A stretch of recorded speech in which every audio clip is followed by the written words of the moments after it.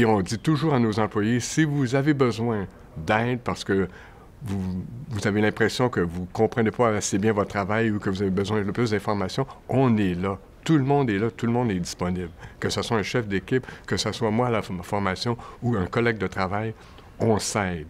Et on est prêt à donner de la formation en tout temps. En salle à manger, depuis quelques années, on demande que les gens aient une formation en sommelier. Même pour faire le service aux tables, on demande d'avoir des sommeliers.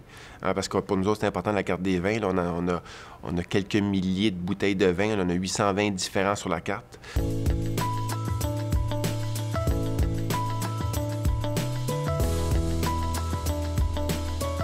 On est compréhensif avec les études.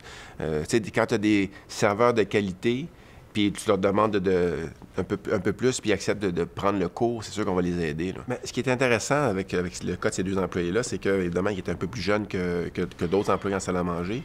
Et ce qui est intéressant, c'est que comme tout le monde s'est intéressé à leur formation. Alors, tout le monde, c'était super motivant pour eux autres. Là. Tout le monde leur demandait qu'on commençait à être à l'école cette semaine.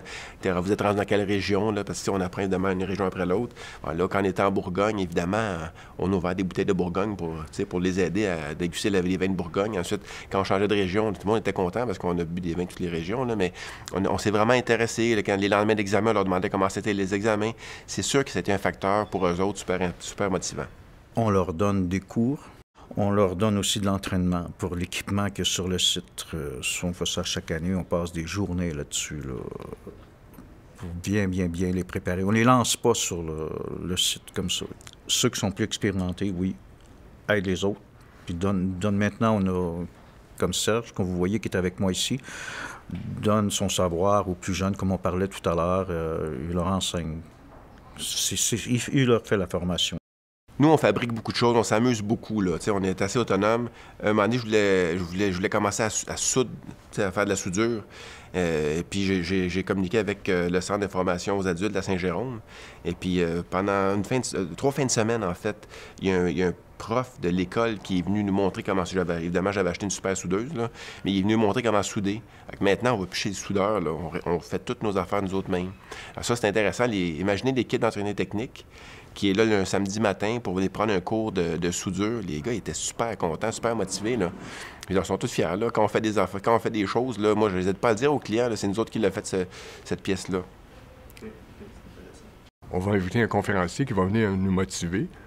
Ça nous fait du bien à nous autres aussi. Et puis pour nos employés aussi, on essaie de transmettre la connaissance qu'on a acquis.